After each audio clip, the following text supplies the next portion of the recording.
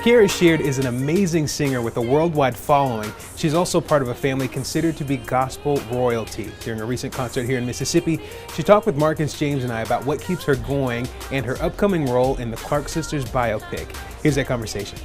All right, well, first of all, thank you so much for joining us today. All right, so just tell me, you come all the way to Mississippi. What should people expect tonight? Something simple and fun. I'm going to sing some of your favorite songs. I don't know if they're your favorite songs, but it's somebody's favorite songs out there. And I'll sing those songs. And I like to have fun. I'm not like this person that has to be deep in the waters the whole time. I do believe that that we serve a God of like fun, faith, jubilee, you know, that kind of thing. So I'm hoping to have a good time and just to also inspire some young people as well as some young adults that it's okay to like love the Lord and still, it doesn't have to be like feel like a burden, if you know what I mean, or like we always have to cry. Though I am a crybaby. When I think about what God has done in my life, I'm always crying. So definitely a balanced experience, and I'm looking forward to be here. Actually, it also depends on the energy of the crowd. I like to see like where they direct me. If they want more, then I'll give more. If not, then I'm like, all right, I'll chill. Y'all don't want me here, I'll see you later, you know. So it all depends on the energy, and I'm in Mississippi, so I don't know how, do y'all rock out in Mississippi? Yes. Okay. Yes. Okay. So you pour yourself out in ministry. How do you keep yourself energized and continually going?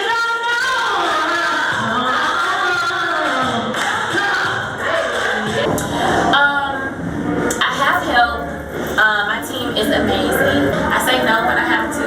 If it's not purpose in it, then I'm like, no, that's okay, or I'll let you know. My mom has taught me, stop giving people your yes. Let them know maybe, or we'll see.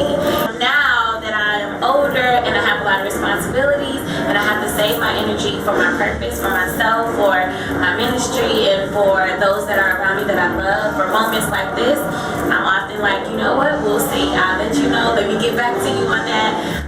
So that's how I save my energy, and then I also kind of make sure that there are things that I'm doing that I love. That's awesome. So transparency is the biggest thing. That's what you display on your YouTube channel. So talk to me a little bit about the importance of that and some of the things that you talk about there. Sure. Transparency is a huge thing for me. So I like to be transparent, and I like to confess my faults or say what my issues are. You don't gotta know all my business, because the Bible also say use discretion. But I like to use that space to air out these things so that no one is putting me on a pedestal as if I'm perfect. And it also reminds me that, hey, you got some wounds too. And it's not, you know, just wounds like hurting or pain or it's just a matter of you got issues, you know, you've been poked at or you've fallen before, and these are the scars to remind you.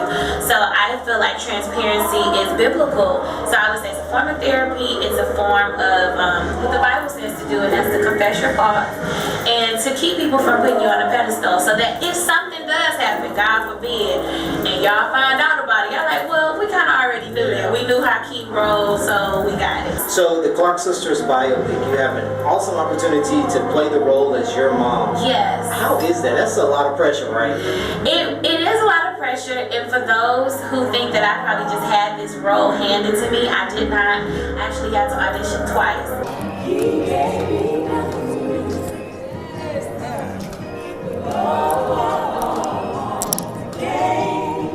It meant a lot to me, and it actually changed once I got there. At first I was like, I kind of don't want to do this, and I wanted to play my Aunt Nisi because I knew that was like some drama was going to come with that. So I really wanted to like show, because I knew a lot of people would put a mosquito bit me, sorry. I knew a lot of people were expecting me to play my mom. So I'm like, I wanted to play, I couldn't play Auntie Dodo because I'm bigger than her, right? Auntie Jackie, our mannerisms are different. And honestly, my cousins have said that I remind them of my Aunt Nisi. So I was ready to just like, okay, I want to do this, you know. They talk about her cute legs. Like my mom will always talk about how cute my Aunt Nisi's legs were. She had big pretty legs. She was the big pretty girl, and she'll fight too. She let her siblings play. It was that kind of thing. So I was like, I want to play this role. You know, I was really excited. But make long story short, it was a beautiful moment, and it changed. Of course, they asked me to do my mom. So once I got there and actually started filming and playing my mom, it shifted, and I was like, you know what, this is an opportunity tribute to her, you know what I'm saying, and really deliver. Like, I want her to see that what you've done has changed lives. And just seeing my mom and my aunt's story, it was amazing. All of us could sing, all of the girls. That's Angela Burchett, it's Raven Goodwin, Shalea, and Christina Bell.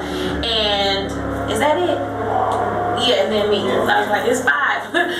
Missing one. Right. But it was so fun. Their story is beautiful. My grandmother, seeing how she was a strong woman, and you know how we're kind of like in this feminist era. Is it feminist era or feminine era? Feminist era. I wish she was alive to see how effective and powerful and how she connects with women today. Now that person that's acting as your grandmother, she's from Mississippi. Is she? Yes.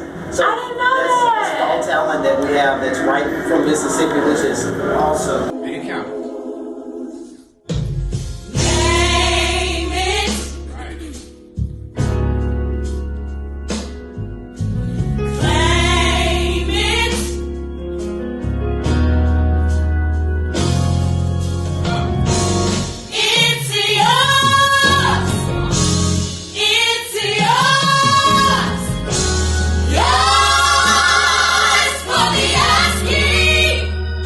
So with the movie, you guys had an opportunity to work with Donald Lawrence on vocal parts. Talk to me about how that was. It was so fun.